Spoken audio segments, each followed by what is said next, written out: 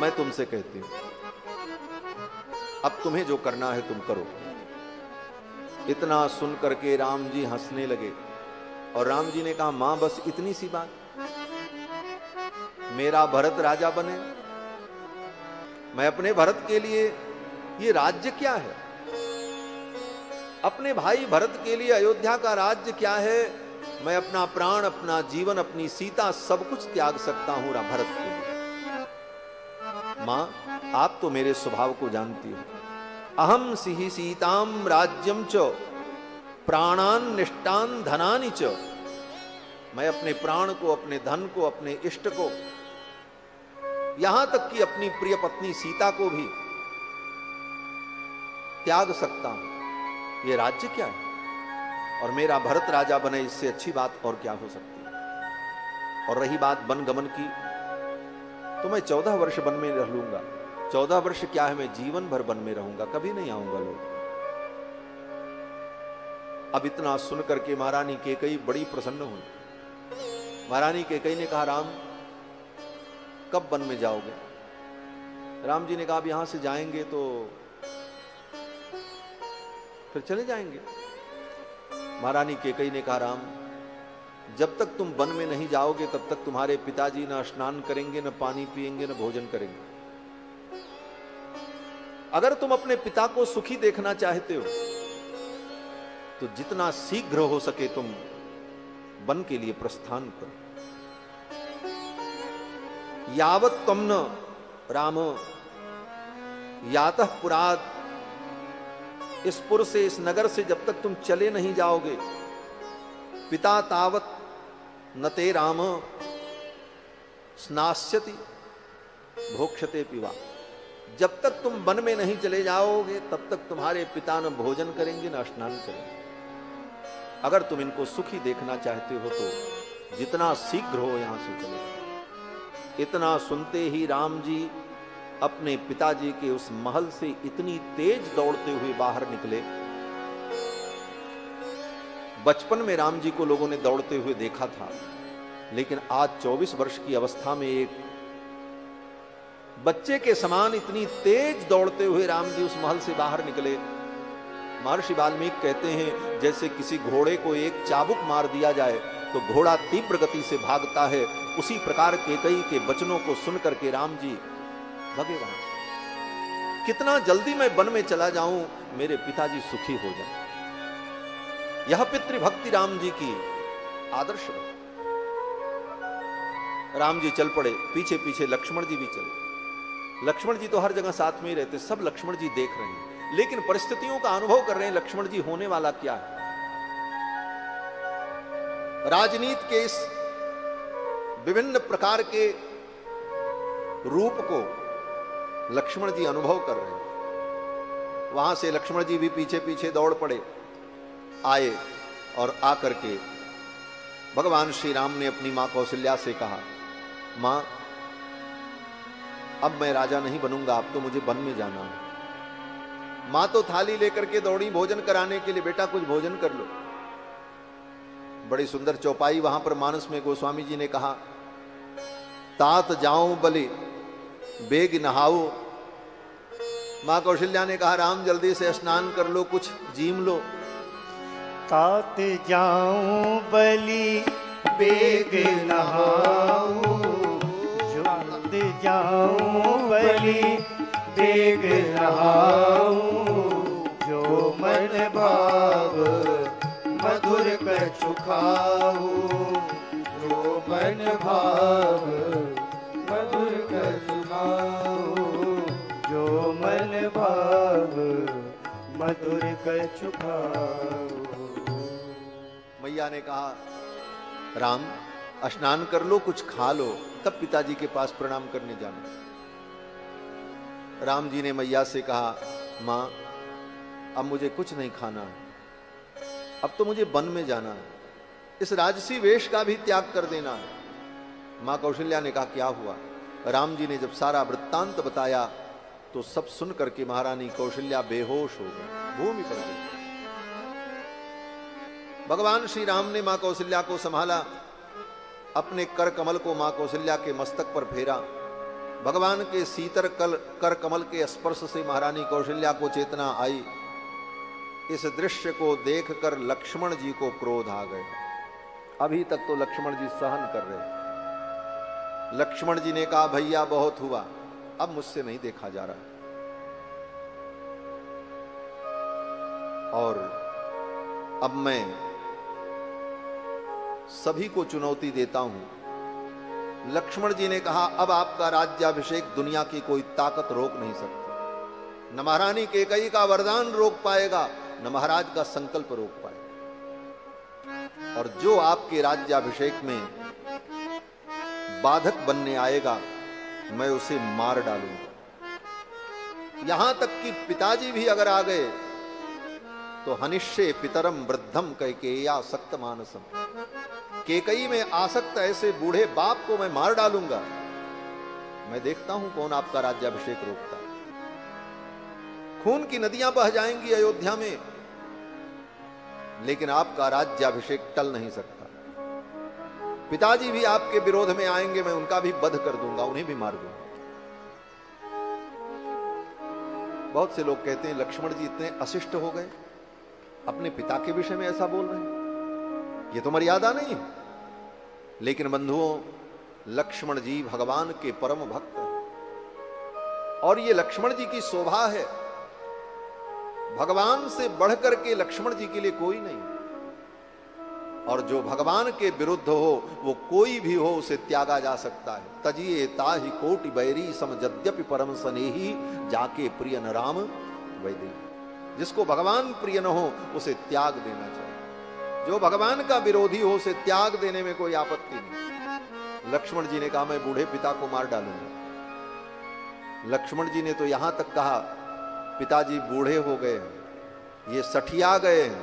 हाँ, सठिया गए का मतलब 60 वर्ष से ऊपर हो जाता है तो व्यक्ति सठिया जाता है। लोग कहते हैं आजकल सठिया गए। लक्ष्मण जी ने यही कहा वृद्ध भावेन गर्हितम, बूढ़े होने के कारण इनकी बुद्धि खराब हो गई। महारानी कैकेयी के अनुचित वचन को उन्होंने स्वीकार क्यों किया, और स्वीकार किया है तो वो जाने राज्याभिषेक तो आपका होगा। अगर वो विरोध करेंगे तो मैं उनको भी मार दूंगा। भरत भी आएंगे तो भरत का भी मैं वध कर दूंगा। लक्ष्मण जी ने सब कुछ कहा। भगवान श्री राम ने लक्ष्मण जी को तुरंत डांटा। राम जी ने कहा लक्ष्मण मैं जानता हूं तुम सब कुछ कर सकते हो, तुम कृतांत हो, कृतांत भक्षक हो। लक्ष्मण जी के लिए यही तो राम जी ने संबोधन किया है वहां युद्ध के प्रसंग में, तुम कृतांत भक्षक सुर त्राता। काल को भी तुम जीत सकते हो लक्ष्मण, मैं जानता हूं। लेकिन लक्ष्मण, जिस राज्य को पाने के लिए भाई को मारा जाए, पिता को मारा जाए, प्रजा को मारा जाए, ऐसा राज्य लेकर के मैं क्या करूंगा? उस राज्य में मेरी कोई अभिरुचि नहीं है। रामायण और महाभारत में यही अंतर है। रामायण भी एक भारत का प्राचीन इतिहास है और महाभारत भी भारत का एक प्राचीन इतिहास है। दोनों इतिहास में मूलभूत अंतर क्या है? बोले दोनों में राज्य की लड़ाई हुई है, लेकिन एक तरफ राज्य के लिए भाई ने भाई को मारा है। कहां? बोले महाभारत में। और दूसरे इतिहास रामायण में बोले भाई ने भाई के लिए अपने राज्य को त्याग दिया है। बोले ले जाए भाई, भाई के सुख के लिए उस राज्य को त्यागा राम जी ने। यही रामायण है। इसीलिए राम राज्य की कल्पना की जाती है। महाभारत बहुत ज्ञान का ग्रंथ है, परंतु महाभारत में जो हुआ वो आदर्श नहीं है, वो सिद्धांत नहीं है। सिद्धांत तो राम जी का चरित्र है। इसीलिए आज भी राम राज्य की परिकल्पना की जाती है कि राम राज्य ही सर्वोत्तम राज्य है। क्यों?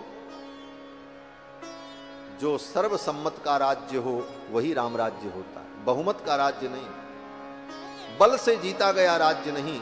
लोगों के मन को जीत करके जो लोगों के मन पर राज्य करता है उस राजा का नाम राम है, वो राम राज्य है। राम जी ने अपनी प्रजा के मन को जीता। राम जी ने कहा एक व्यक्ति भी अगर चाहेगा कि मैं राजा न बनूं तो मैं राजा नहीं बनूंगा। जब सब चाहेंगे उस दिन मैं राजा बनूंगा। राम जी ने लक्ष्मण को डांट दिया। लक्ष्मण जी शांत हो गए। मां को समझाया। मां कौशल्या ने कहा मैं भी तुम्हारे साथ वन में चलूंगी। राम जी ने कहा मां, मेरा धर्म है पिता की आज्ञा का पालन करना, और आप नारी हैं, नारी का धर्म है पति की सेवा करना। आपका जो धर्म है आप अपने धर्म का पालन करो और मैं अपने धर्म का पालन करूं। यही रामायण का सिद्धांत। हमें निज धर्म पर चलना सिखाती रोज रामायण। ये रामायण हमें अपने धर्म पर चलना सिखाती। भगवान श्री राम ने कहा मां आप नारी हैं, और नारी का धर्म क्या है? बोले पति की सेवा करना।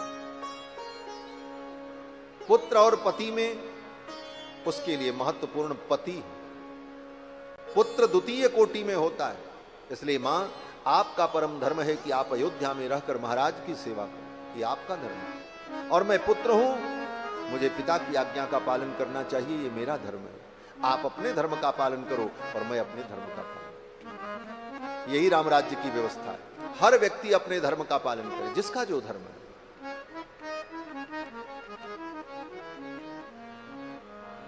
धर्म निरपेक्ष राज्य भी अच्छा नहीं है, धर्म सापेक्ष राज्य भी अच्छा नहीं है। सर्वोत्तम राज्य क्या है? बोले राम राज्य। राम राज्य में हर व्यक्ति को अपने धर्म के पालन की पूर्ण स्वतंत्रता है। अगर कोई राक्षस है तो राक्षस का जो धर्म है, राक्षस अपने धर्म का पालन, उसके धर्म में भी हस्तक्षेप न किया जाए। किसी के ऊपर कोई धर्म थोपा न जाए। भगवान श्री राम चाहते तो रावण का वध करने के बाद वहां पर अपने परिवार के किसी व्यक्ति को राजा बना करके बैठा देते।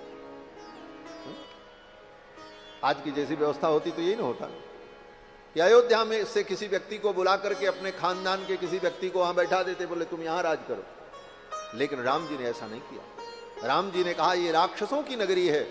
रावण ने बदमाशी की, उसको दंड मिल गया। अब यहां का राजा कोई राक्षस ही होना चाहिए, जिससे राक्षस लोग अपने धर्म का पालन करते हुए अपने स्वभाव में जीवित रहे। और विभीषण को, राक्षस राज विभीषण को ही लंका का राजा बनाया। बाली को भी मारा तो वहां किसी अपने आदमी को नहीं बैठाया, सुग्रीव को ही बैठाया। ये वानर है, इनका जो धर्म है ये अपने धर्म का पालन। सब अपने अपने धर्म का पालन करें और अपने अपने धर्म के पालन से लोग सुख प्राप्त करें। यही राम राज्य की व्यवस्था है। भगवान श्री राम ने मां कौशल्या से कहा आप अपने धर्म का पालन करो, मैं अपने धर्म का पालन करूं। राम जी के इस वचन को सुनकर के मां कौशल्या बड़ी प्रसन्न हुई और मां कौशल्या समझ गई। उन्होंने कहा राम तुम ठीक कहते हो। जिस धर्म का तुम श्रद्धा पूर्वक पालन कर रहे हो वो धर्म ही तुम्हारी रक्षा करे। यम पालयसि धर्मस्त्वम प्रीत्या च नियमेन च सवै राघव शार्दूल धर्मस्त्वाम अभिरक्षते। जिस धर्म का तुम प्रीति पूर्वक श्रद्धा पूर्वक पालन कर रहे हो, पुत्र धर्म का, वो धर्म ही तुम्हारी रक्षा करे। जाओ मैं तुम्हें आशीर्वाद देती हूं। मां कौशल्या ने प्रसन्नता पूर्वक आशीर्वाद देकर के विदा किया। राम जी आए और आकर के सीता जी को बताया। अभी सीता जी को पता नहीं था। सीता जी ने जब सुना तो सीता जी ने कहा मैं भी आपके साथ चलूंगी। राम जी ने कहा आप अयोध्या में रहकर सास ससुर की सेवा करो। तो जानकी जी ने कहा प्रभु मां कौशल्या के लिए अगर नारी धर्म है तो मेरे लिए भी तो नारी धर्म है। मैं आपकी पत्नी हूं, आपकी सेवा छोड़ करके मैं कहीं नहीं जाऊंगी, मैं तो आपके चरणों में रहूंगी। अगर नारी का ये धर्म नहीं है तो आप मुझे बताओ। भगवान चुप हो गए। भगवान ने कहा ठीक है सीते तुम भी चलो। सीता को अनुमति मिल गई। लक्ष्मण जी सब कुछ देख रहे थे। लक्ष्मण जी ने सोचा जब ये जाने को तैयार है, जानकी जी भी जा रही हैं, तो अयोध्या में मेरा कोई प्रयोजन नहीं। लक्ष्मण जी ने भगवान को साष्टांग प्रणाम किया और दोनों चरण पकड़ लिया। दोनों चरण को लक्ष्मण जी ने पकड़ लिया और लक्ष्मण जी ने कहा प्रभु मैं भी आपके साथ चलूंगा। अयोध्या में मेरा भी कोई प्रयोजन नहीं है। लक्ष्मण जी ने भगवान के दोनों चरणों को कस करके पकड़ लिया और कहा आप भी मुझे अपने साथ ले चलो। मैं अयोध्या में नहीं रहूंगा, आपके बिना मैं अयोध्या में नहीं रह सकता। लक्ष्मण जी महाराज ने भगवान का जब चरण पकड़ लिया, सभ्रातुश्चरणौ गाढ़म निपीड्य रघुनंदन। लक्ष्मण जी के इस समर्पण को देखकर, ये लक्ष्मण जी की शरणागति है, इसी को लक्ष्मण जी की शरणागति स्वीकार किया है हमारे आचार्यों ने। इस एक श्लोक की व्याख्या बड़ी अद्भुत है। शरणागति के जितने भाव हैं वो सब इस श्लोक में आते हैं। लक्ष्मण जी ने भगवान के चरण को पकड़ लिया और कहा, मुझे भी आप अपने साथ ले चलो, मैं आपके चरणों को छोड़ करके कहीं नहीं जाऊंगा। भगवान श्री राम ने लक्ष्मण को आज्ञा दे दी, चलो। लक्ष्मण जी भी तैयार हो गए। भगवान ने कहा, लक्ष्मण, जो आवश्यक वस्तुएं हैं उनका दान कर दो, जितनी तुम्हारे उपयोग की वस्तुएं हैं उन सब का दान कर दो, मैं भी दान कर दूं, तब यहां से चलो। फिर भगवान श्री राम ने अपनी सारी वस्तुओं का दान कर दिया। हीरे के हार, पलंग, सिंहासन, जो कुछ राम जी के उपयोग की वस्तुएं थी सब ब्राह्मणों को बुला करके राम जी ने दान कर दी। लक्ष्मण जी ने भी अपने उपयोग की सारी वस्तुओं का दान कर दिया। सीता जी ने भी अपनी उपयोग की सारी वस्तुओं का दान कर दिया। जो हाथी था 1000 स्वर्ण मुद्रा के साथ, 10,000 स्वर्ण मुद्रा के साथ राम जी ने अपने गजराज को, शत्रुंजय नाम के हाथी को, अपने गुरुपुत्र को दान कर दिया। और ये सब दान का कार्यक्रम चल रहा था, तब तक एक दुबले पतले ब्राह्मण आ गए महाराज, फटा पुराना कपड़ा पहने। ये राम कथा के सुदामा है महाराज। हाँ, वाल्मीकि रामायण में इस चरित्र को पढ़ लेना, ये राम कथा के सुदामा है सब। दुबले पतले ब्राह्मण, परम विद्वान, वेदज्ञ, कभी भिक्षा भी नहीं मांगते थे और किसी की नौकरी भी नहीं करते थे। श्रद्धा से कोई दे दे तो उसी से परिवार को खिला करके परिवार का पोषण कर लेते थे। और जिस दिन कुछ नहीं मिलता था, कोई नहीं देता था, मांगने तो जाते भी नहीं थे। जिस दिन नहीं मिलता था तो फावड़ा लेकर के, कुदाल लेकर के जंगल में भटकते थे, कहीं से कंदमूल और पेड़ की मीठी जड़ ढूंढ करके ले आते और वही अपने बच्चों को खिलाकर और स्वयं खा करके वेद शास्त्र का अध्ययन करते थे और अपने धर्म का पालन करते। इनका नाम गार्ग्य था, त्रिजटो गार्ग्य। त्रिजट नाम के ब्राह्मण थे। इनकी पत्नी ने कहा, आज राम जी खूब दान कर रहे हैं, लुटा रहे हैं, आप भी चले जाओ, वो कुछ देंगे, हमारी दरिद्रता दूर हो जाएगी। बार बार पत्नी ने कहा तो ये त्रिजट नाम के जो ब्राह्मण थे ये राम जी के दरबार में आए। अब राम जी तो सब दान कर चुके थे, कुछ बचा ही नहीं था।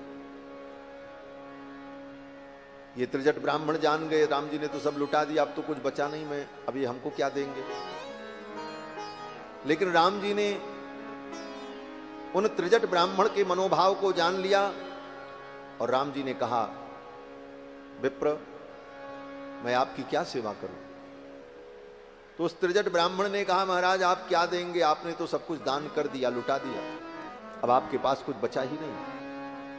तो राम जी मुस्कुराने लगे। राम जी ने कहा, हमने सब कुछ दान कर दिया है, लेकिन अपने क्षत्रिय धर्म का दान नहीं किया। मैं क्षत्रिय हूं और एक क्षत्रिय के सामने एक ब्राह्मण आए और खाली हाथ चला जाए, मैंने अपना धर्म नहीं बेचा है, मैंने अपने धर्म का दान नहीं किया है, आप मांगो क्या चाहिए। उस त्रिजट ब्राह्मण ने कहा, मैं बहुत गरीब हूं, मेरे बहुत बच्चे हैं, मेरे पास खाने को नहीं, और पेट भरने के लिए सवेरे से शाम तक मैं जंगल में भटकता हूं, तब कुछ संग्रह कर पाता हूं तो अपने परिवार का पोषण करता हूं, ये मेरी स्थिति है। राम जी को दया आई और राम जी ने एक डंडा उठाया और वो डंडा उस ब्राह्मण को दिया और कहा, इस डंडे को उठा करके आप फेंको उत्तर दिशा की ओर, ये जहां जाकर के गिरेगा वहां तक की सारी भूमि और वहां की सारी गायें तुम्हारी। वो ब्राह्मण बेचारा दुबला पतला, हवा चले तो गिर जाए, इतना दुबला पतला था। लेकिन उस ब्राह्मण की हिम्मत देखो महाराज, कमर में कपड़ा लपेटा महाराज, अपने गमछे को, कंधे के उत्तरीय को कमर में कसा और कसने के बाद पूरी शक्ति लगा करके उस ब्राह्मण ने उस डंडे को फेंका। और जब फेंका महाराज तो वो डंडा जाकर के कहां गिरा, सरयू पार करके, सरयू नदी के उस पार जाकर के गिरा। सरयू जी छोटी मोटी नदी नहीं है महाराज। चैत्र के महीने में आओ तो आप महाराज सरयू जी के उस पार खड़े हुए व्यक्ति को नहीं देख सकते, इतना बड़ा पाटा होता है। उस ब्राह्मण ने उठा करके जब फेंका वो डंडा तो सरयू जी के उस पार जाकर के गिरा। भगवान श्री राम ने कहा वहां तक की जितनी गायें हैं वो सब तुम्हारी है। वो ब्राह्मण तृप्त हो गया, प्रसन्न हो गया। चलते चलते भगवान ने कहा, हे विप्र, तुम्हारे तपोबल को देखने के लिए, तुम्हारी तपस्या की शक्ति को जानने के लिए मैंने ऐसा कहा। आप बुरा मत मानना, मैंने आपके उपहास के लिए ऐसा नहीं कहा। ये सब कह करके, प्रेममय वचन सुना करके उस ब्राह्मण को भगवान ने विदा कर दिया। फिर सब कुछ दान करने के बाद भगवान चल पड़े। भगवान राम, कुमार लक्ष्मण, श्री जानकी तीनों आते हैं। आकर के पिताजी को प्रणाम करते हैं, माँ कैकेयी को प्रणाम करते हैं और फिर बलकल वस्त्र धारण करके रथ पर बैठ करके वन यात्रा के लिए निकलते हैं। सुमंत्र जी महाराज इनको लेकर के जाते हैं। पूरी अयोध्या पीछे पीछे चल पड़ी और पीछे पीछे संपूर्ण अयोध्या जब चल पड़ी तो राम जी भी रथ से उतर करके पैदल चलने लगे। बहुत समझाने की कोशिश की लेकिन लोग लौटने को तैयार नहीं थे। बोले हम भी आपके साथ चले। पूरी अयोध्या जा रही राम जी के साथ। आगे जाने पर तमसा नदी के तट पर सायंकाल रथ रुका। एक वृक्ष के नीचे राम जी ने विश्राम किया। प्रजा के लोग भी पैदल चलते चलते थक गए थे, जो जहां गिरा वहीं पड़ा रह गया। अर्धरात्रि में भगवान श्री राम ने सुमंत्र से कहा, हे मंत्रिवर्य, इस रथ को इस प्रकार ले चलो कि किसी को पता न चले। प्रातः काल जब ये लोग जगेंगे तो मुझे यहां न पाकर ये संतोष कर लेंगे और अयोध्या लौट जाएंगे, अन्यथा ये लोग मेरे पीछे चलेंगे तो इनको अपार कष्ट होगा जंगल में। सुमंत्र जी ने भगवान की आज्ञा का पालन किया और रथ पर बैठाकर अर्धरात्रि में भगवान को लेकर के आगे निकल गए। अयोध्या के लोग सोते रहे। जब सवेरा हुआ, नींद खुली तो न रथ है, न राम जी है, न सुमंत है, न लक्ष्मण है, न सीता। सब रो पड़े और सब ने कहा, इस निद्रा ने हमको राम जी से अलग कर दिया। सब ने यही कहा कि हम सो गए और सोने का परिणाम हुआ राम जी हमें छोड़ करके चले गए। हमने सो करके अपने राम को खो दिया। उसी दिन से ये कहावत प्रसिद्ध हो गई, जो सोवत है वो खोवत है, जो सोता है वो खो देता है। अयोध्यावासी सो गए तो राम जी छोड़ के चले गए। लक्ष्मण जी ने मन में सोच लिया कि जब अयोध्यावासियों को सोते छोड़ करके राम जी चले गए तो जंगल में अगर कहीं मैं भी सो गया, हमें नींद आ गई तो कहीं राम जी हमको भी न छोड़ के चले जाए। इसलिए लक्ष्मण जी ने संकल्प कर लिया, अब 14 वर्ष तक मैं शयन नहीं करूंगा। और संपूर्ण लीला में 14 वर्ष तक लक्ष्मण जी कभी शयन नहीं किए। वहां से सुमंत जी महाराज भगवान को लेकर के चले हैं। वेदश्रुति नदी को पार किया, फिर गोमती नदी को पार किया, फिर संदिका नदी को पार किया और संदिका नदी पार करने के बाद श्रृंगवेरपुर पहुंचे हैं, जहां श्रृंगवेरपुर में निषाद राज गुह जो भगवान के मित्र हैं उनसे मुलाकात हुई और भगवान एक रात्रि श्रृंगवेरपुर में निवास करते हैं।